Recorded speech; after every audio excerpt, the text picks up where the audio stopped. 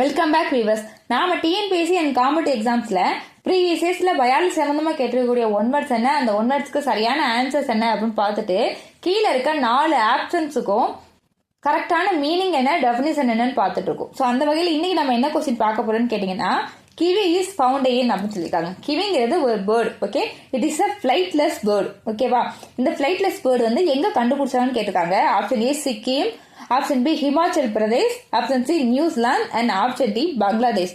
இதுக்குரிய சரியான ஆன்சர் என்ன அப்படின்னு கேட்டீங்கன்னா ஆப்ஷன் பி நியூசிலாந்து தான் இதுக்குரிய சரியான ஆன்சர். அதாவது இந்த கிவிங்கிறது ஒரு ஃபிளைட்லெஸ் பேர்டு அப்படின்னு ஏன் சொல்றோம் அப்படின்னா, இது வந்து அடாப்டேஷனை மிஸ் ஆயிருக்கும். அதாவது இதுக்கு வந்து விங்ஸ் எல்லாமே இருந்திருக்கும், பட் இன் சர்டன் பீரியட்ல அதுக்கு தேவையான ஃபுட், அக்காமடேஷன் இது எல்லாமே எந்த ஃபைட்டும் பண்ணாம ஈஸியாவே கிடைச்சிருக்கும். ஸோ அப்படி கிடைச்சிக்கிட்டே இருக்கும்போது ஓவரால் ரொம்ப நாள் இப்படி இருக்கனால அதோட விங்ஸ் வந்து டீஜெனரேட் ஆயிட்டாங்க அப்படிங்கிற ஒரு தியரியும் இது இருக்கு. அது வேற department. So kiwi is found in அப்படின்னு கேட்டீங்கன்னா, இந்த ஃபிளைட்லெஸ் பேர்டு எங்க ஃபைண்ட் அவுட் பண்ணிருக்காங்க அப்படின்னு கேட்டீங்கன்னா ஆப்ஷன் சியில் இருக்கக்கூடிய நியூசிலாந்துல தான் இதை ஃபைண்ட் அவுட் பண்ணிருக்காங்க.